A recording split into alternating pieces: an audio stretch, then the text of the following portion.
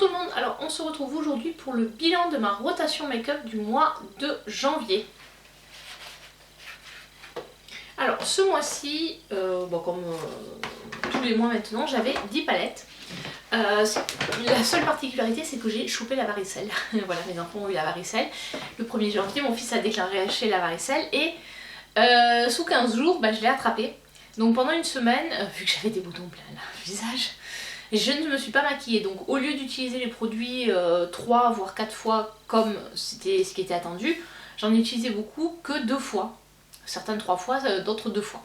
Donc bon voilà, je suis un peu déçue de ne pas avoir pu utiliser tous les produits autant que je voulais. Mais bon, déjà 2 utilisations, ça donne une petite idée du produit. Et ça m'a permis de faire quand même mon classement.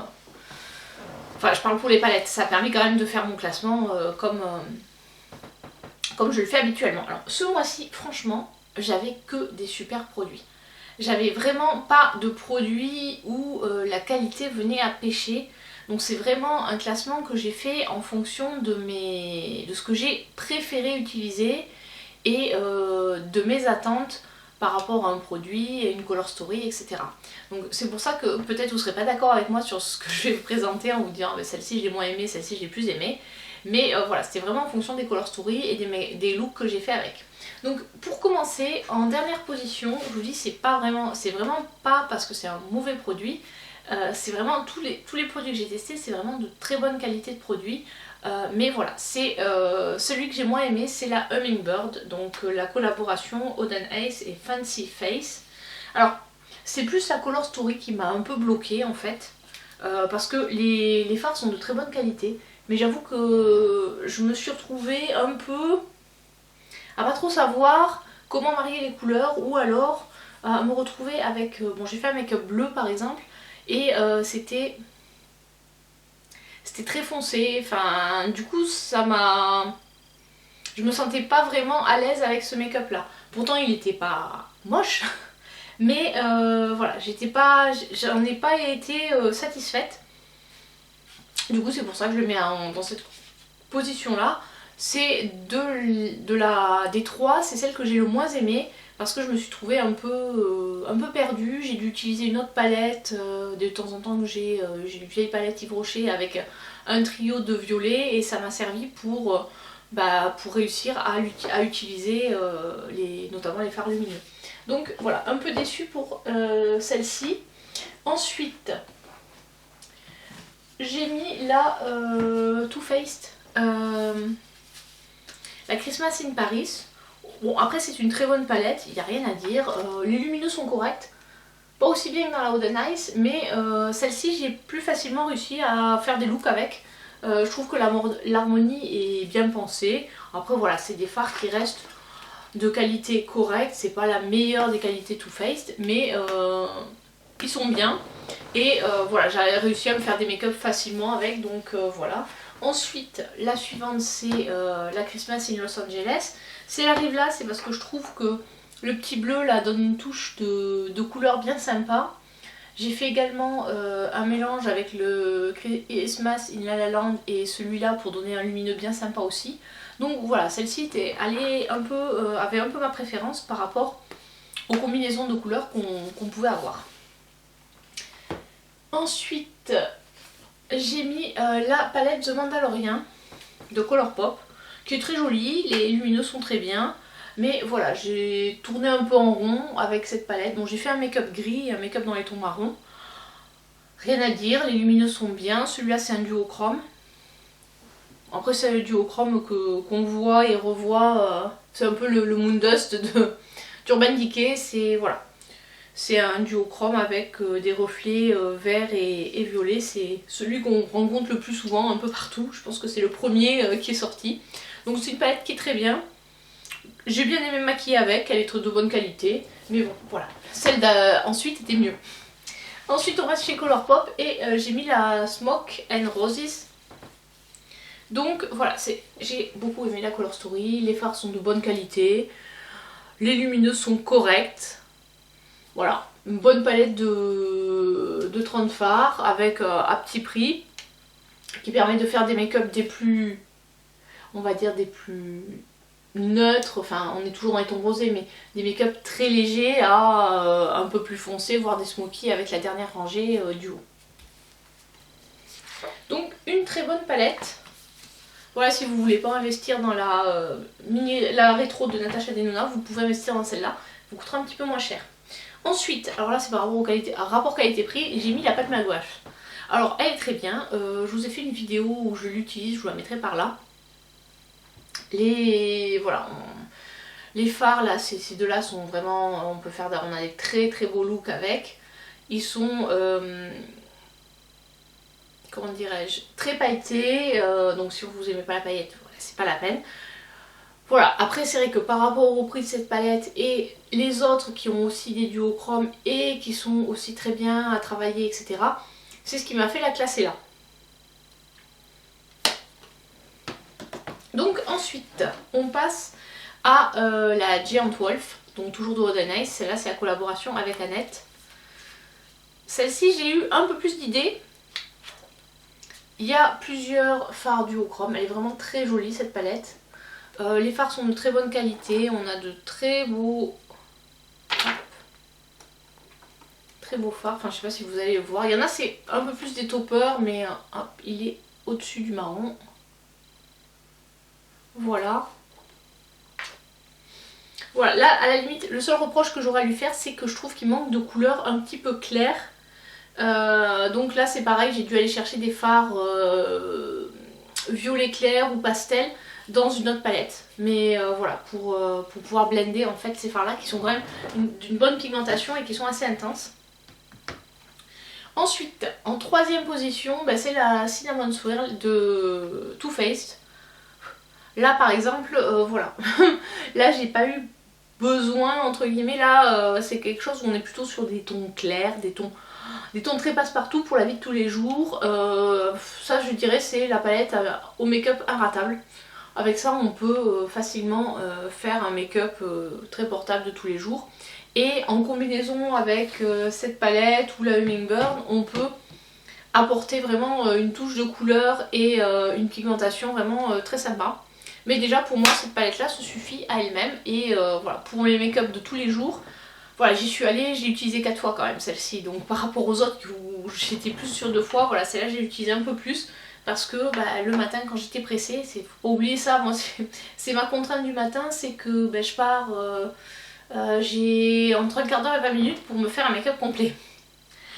Donc les fards qui sont très pigmentés, qui mettent du temps à travailler, voilà, c'est pas ce que je vais préférer. Donc c'est vrai que pour moi une palette comme ça c'est vraiment un to go hyper facile à utiliser. Ensuite en deuxième position c'est la Red Dragon. En fait c'était une de celles qui m'inspirait le moins. Je voulais même, au départ quand elles sont sorties je m'étais dit oh ben je commanderais, c'était vraiment la Giant Wolf qui me faisait envie. Et puis peut-être la Hummingbird et celle-là je me suis dit ouais bon s'il faut un pack de 3, bon finalement je l'ai prise au Black Friday parce que ça valait le coup. Et franchement c'est celle qui m'a le plus bluffée. Parce qu'en fait c'est celle dans laquelle je me suis le plus retrouvée au niveau de la Color Story.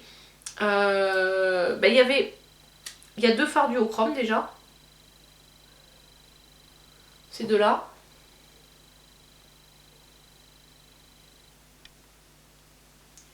Voilà, je sais pas si vous les verrez mais hop, après il y a celui-ci aussi qui est bien sympa.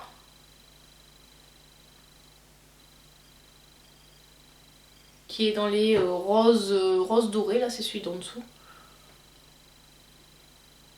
Voilà, donc cette palette elle m'a bluffée, je m'attendais pas à ça et j'ai vraiment été hyper agréablement surprise par la qualité de cette palette, c'est pour ça qu'elle arrive à ce niveau-là du classement.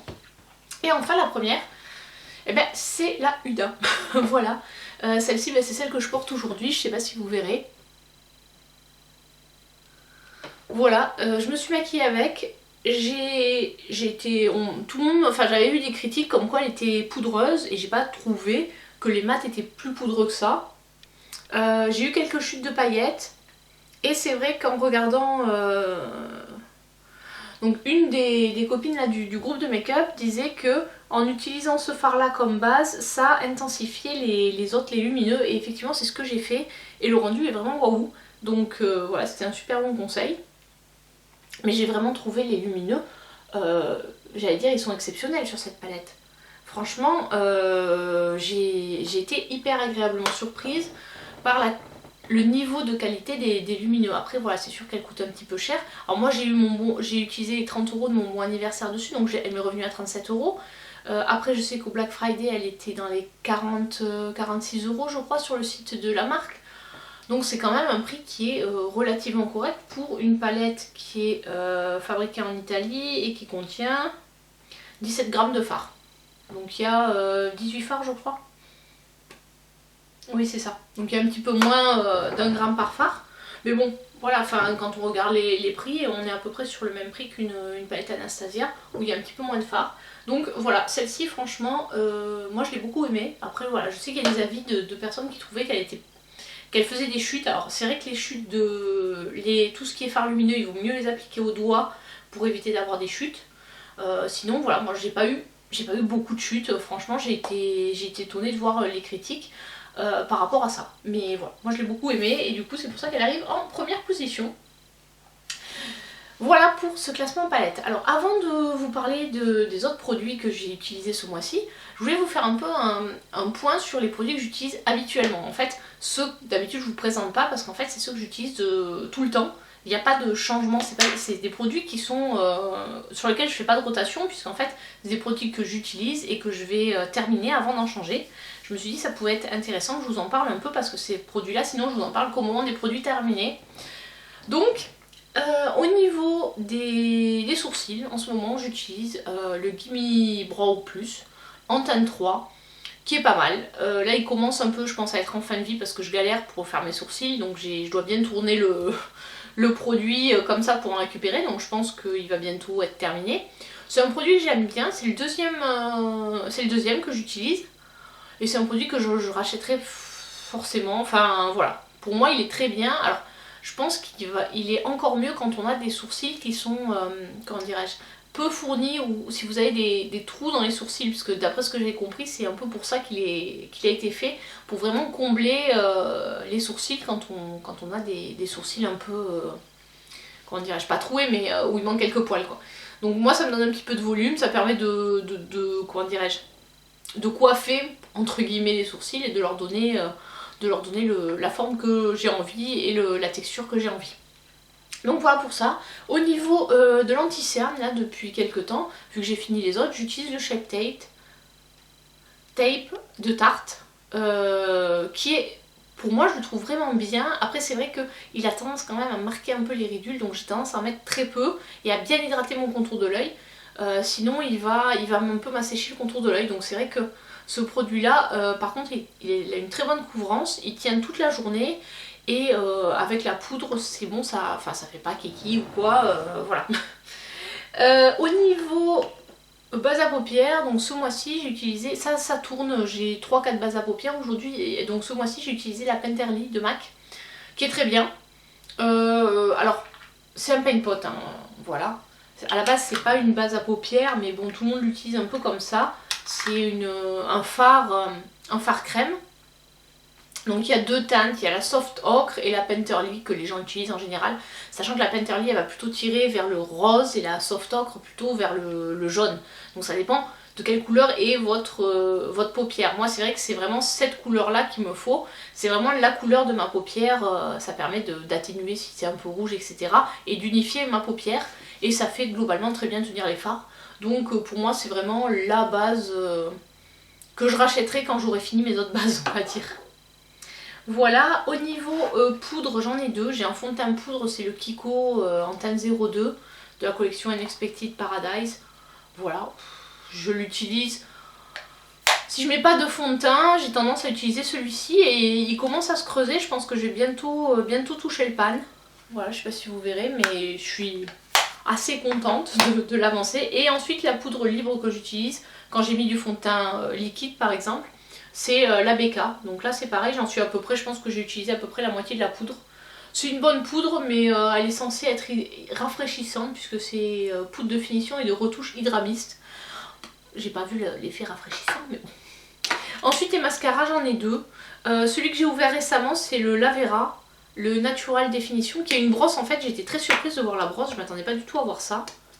Il a une brosse toute petite comme ça, voilà, qui est très flexible. Donc qui est très bien, c'est celui que j'utilise en premier, comme ça définit très bien les cils. Ça les colore également. Donc j'utilise celui-ci et ensuite j'essaie de les épaissir un peu avec le Lancôme qui lui a un embout comme ceci. Et celui-là c'est le Hypnose Doll Ace. Voilà, je le ferme bien. Celui-là il va bientôt je pense se terminer parce qu'il commence à sécher, ça fait déjà quelques temps que je l'ai ouvert. Qui est très bien aussi mais je pense que c'est pas tout à fait le même prix. Alors celui-là je l'avais acheté en promo sur Beauté Privée et celui-ci j'avais eu dans le calendrier de l'Avent. Donc il remonte quand même à un moment et je l'ai depuis fin 2016. Donc voilà, c'est pour ça aussi que je pense qu'il est bientôt sec. Mais voilà, c'est deux très bons mascaras. En général j'en ai pas plus de 2 voire 3 d'ouverts pour éviter qu'ils sèchent. Et enfin mon spray fixateur là en ce moment c'est le Morphe Foie G Star, qui est également très bien. J'aime beaucoup la taille des gouttes est très fine, donc c'est pour ça que j'aime beaucoup. Après bon celui-là il sent la fraise, c'est marqué Starberry, c'est pas très gênant, ça reste pas. Mais j'aime bien vraiment les produits Morphe et Max, c'est un peu les deux brumes fixatrices que je préfère. Celle que je reproche un peu à la Max c'est que les gouttes sont un peu plus grossières que celui-là où les gouttes sont vraiment très fines. Donc voilà, si vous voulez tester un spray fixateur, je vous conseillerais le Morphe, à guetter les promos quand il est en promo parce que sinon il coûte 20 balles. Je trouve que ça fait un peu cher quoi. Parce qu'au final, il n'y a que 74 grammes de produit. Ça fait, moi ça va me durer je pense 2-3 mois à peu près. J'ai pas noté quand je l'ai ouvert. Faudrait que je le note en fait sur les produits quand je les ouvre pour savoir combien de temps ils me durent. Donc voilà sur cette petite parenthèse où je vous ai parlé des produits que j'utilise tous les mois jusqu'à ce qu'ils soient terminés. Donc les produits on va dire habituels de ma rotation. Donc je vous en reparlerai pas tous les mois sauf si vraiment il y a un produit qui change parce que j'en ai fini un et que j'ai envie de revenir sur un produit qui m'a beaucoup plu par exemple. Mais voilà, là c'était l'occasion de vous en parler puisqu'on est en début d'année. Et quand je changerai de produit, je reviendrai sur le produit que j'ai changé. Donc on va passer au blush. Donc si vous vous souvenez, j'en avais choisi 2 palettes de blush. Donc tout d'abord la Christmas in Rome de Too Faced, qui allait avec les petites palettes pour les yeux. Donc voilà. Alors ils ont l'air, notamment celui-là, ils ont l'air pas hyper pigmentés. Enfin celui-là notamment n'a pas l'air hyper pigmenté. Mais en fait ils sont super pigmentés. Faut pas se fier comme ça. Ils sont vraiment très bien pigmentés, il faut y aller mollo, sinon, notamment avec ces deux-là qui sont les plus foncés, on va vite ressembler à un clown. Donc voilà. Franchement, c'est ce que j'aime bien sur le Too Faced, c'est qu'ils sont modulables. Il suffit d'en mettre un petit peu, on a tout de suite bonne mine. Et puis si on veut avoir un effet un peu plus intense, eh bien on en remet une couche tout doucement. Mais voilà, parce que si on y en prend déjà beaucoup de produits, ça va être vite pas terrible. Et ensuite donc les Palmagras, alors celle-là c'est la palette la plus foncée. Alors celle-là j'aurais plutôt tendance à conseiller aux peaux un peu plus foncées que moi. Alors c'est pas compliqué hein. Mais voilà, je dirais que les peaux médium à deep, donc moyenne à foncée, voilà. Ces blushs là sont plus sans doute tournés pour ces peaux là. On peut les utiliser en ayant la peau claire mais il faut vraiment avoir la main très légère. Parce que moi la première fois j'ai eu la main légère mais sur celui-là. Et ça faisait limite Bozo clown quoi. Pourtant j'en ai mis très peu mais c'était la première fois que j'utilisais. Donc la fois suivante j'ai tapoté mon pinceau, j'ai tapoté dans ma main et ensuite j'ai appliqué pour avoir une intensité qui allait avec ma carnation et qui faisait pas trop bizarre. Mais voilà, très bon produit. En plus ce qui est bien dans ces produits là c'est qu'en fait on a déjà 2 blushs pour le prix quasiment d'un quoi. Parce qu'un blush comme ça coûte 41 € là alors... les blushs qui sont sur ce format là, alors certes il y a un peu plus de contenu dedans puisqu'il y a 10 grammes alors que là je crois qu'il y a 6 grammes par... Est-ce que c'est marqué? Non, il y a 10 grammes au total et là il y a 10 grammes pour un produit. Bon après voilà, avant de finir un blush, moi j'en ai beaucoup mais voilà, ça vous permet d'avoir 2 blushs plus un highlighter pour un prix plus intéressant. Donc voilà, très bonne palette, j'ai bien aimé, mais avoir la main légère, c'est sûr que là, la Galactic Sun, non c'est Galactic Sun, je crois que l'autre qu'elle s'appelait, parce que celle-là c'est la Amber Allure, où il y a le blush Love Truc et Paradise Vénus, et l'autre c'était Divine Rose, je crois, et trucs orchide, enfin bon, l'autre blush de l'autre trio de l'autre collection est beaucoup plus adapté on va dire aux peaux plus claires. Celle-là on va dire que c'est plutôt réservé aux peaux médium à dark. Voilà pour cette partie. Ensuite au niveau bronzer, j'en avais deux que vous aviez déjà vu puisque j'avais que des bronzers, ceux que j'ai pas utilisé c'est des bronzers en palette. Donc le Bahama Mama et le contour de chez Révolution. Donc le Bahama Mama qui est très bien de cette couleur là. Je suis encore loin de l'avoir creusé.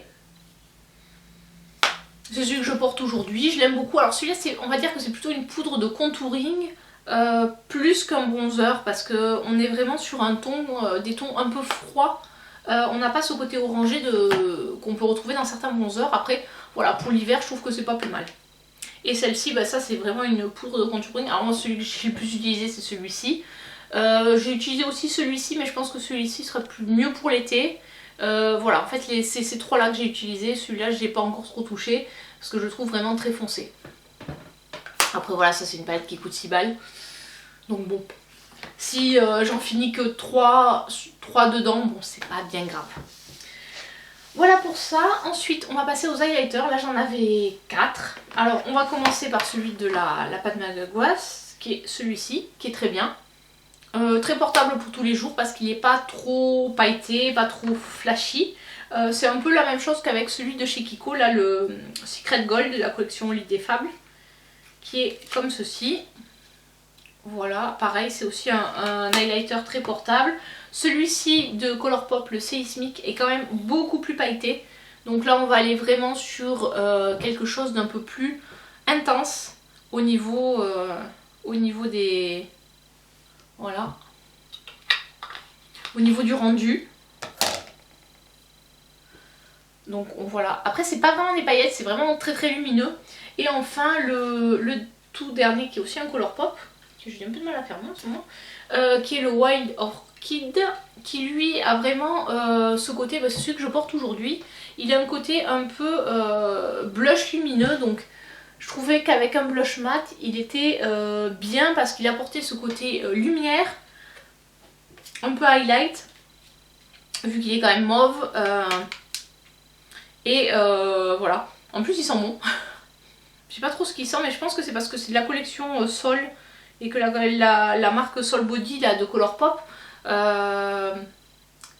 a une odeur. Voilà. Donc c'est vrai qu'avec un blush rosé ou un peu, bah, par exemple celui de Pat McGrath, le rose là, il donnait tout de suite un peu cet effet bonne mine. Et comme j'avais pas mal de fards qui étaient dans les tons violets, j'ai pu les marier. Donc voilà, très très bon produit. Donc sur les highlighters, j'ai vraiment rien à dire, j'ai pas été déçue. La qualité des produits est là, pareil sur le bronzer, bon c'est des produits que j'avais déjà utilisés donc que je connaissais. Et enfin sur les rouges à lèvres, voilà, j'avais tout ça. Donc c'était principalement des baumes et des glosses. Donc là aujourd'hui je porte le Bambi Flower. Donc c'est un gloss dans les tons violets. Très très bien. J'ai pas mal utilisé le Kiss Balm de chez Kiko, donc qui est en fait un baume teinté. Pour la saison avec les lèvres sèches, en plus là, avec la varicelle, j'avais, alors une fois que les boutons sur les lèvres sont partis, c'est les premiers qui sont partis en fait, mais du coup ça m'avait laissé les lèvres complètement desséchées, donc tout ce qui est ces types de crayons là, c'était vraiment super agréable à porter, ou un peu de gloss. Au final celui que j'ai le moins porté c'est le crayon NARS, parce que celui-là c'est un mat, tous les autres étant des baumes teintés, ça apportait quand même un petit confort, un peu d'hydratation, donc ça apportait quand même du confort aux lèvres. Et celui-ci je l'ai utilisé que 2 fois du coup, parce que comme c'est quand même c'est le Lip Injection de Too Faced, ça donne en fait un effet, on va dire, un peu lèvres plus pulpeuses, mais ça picote. Donc voilà, je ne l'ai pas utilisé, là je ne l'ai pas réutilisé depuis que j'ai eu la varicelle, parce que j'ai vraiment eu les lèvres assez desséchées. Donc je pense que je le mettrai dans ma prochaine rotation, parce que c'est un produit qui est quand même assez sympa. Et qui donne en fait, par exemple sur un rouge à lèvres mat on peut mettre ça et ça donne un peu de brillant et un peu de volume, donc voilà. Voilà pour cette rotation du mois de janvier. J'espère que cette vidéo vous a plu. N'hésitez pas à me dire si vous aussi vous faites des rotations, si vous aussi vous arrivez à terminer ou à paner des produits. Là je suis contente sur mes produits poudre, j'ai pas mal utilisé, enfin produits poudre fond de teint et poudre libre, hein, parce que les blushs, bon ben comme ça tourne, voilà, avant de voir le pan, il va falloir que j'attende un petit peu. Mais voilà, je suis assez contente de ma rotation. Franchement, vraiment pas déçue des produits pour les yeux. Donc très contente des achats que j'ai fait. Et puis voilà, donc si je peux vous conseiller d'aller tester une palette, c'est vraiment de tester celle-ci. Si vous pouvez la choper en promo. Alors après, je sais qu'il y en a beaucoup qui sont vendus sur Vinted parce que les gens ont trouvé qu'elles étaient poudreuses. Voilà, après...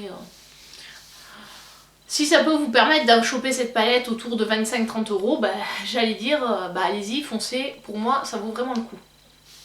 Voilà, donc j'espère que cette vidéo vous a plu, je vous dis à très bientôt pour une prochaine vidéo, et si vous n'êtes pas abonné, n'hésitez pas à le faire, c'est gratuit, et ça me fait très plaisir. Allez, ciao ciao!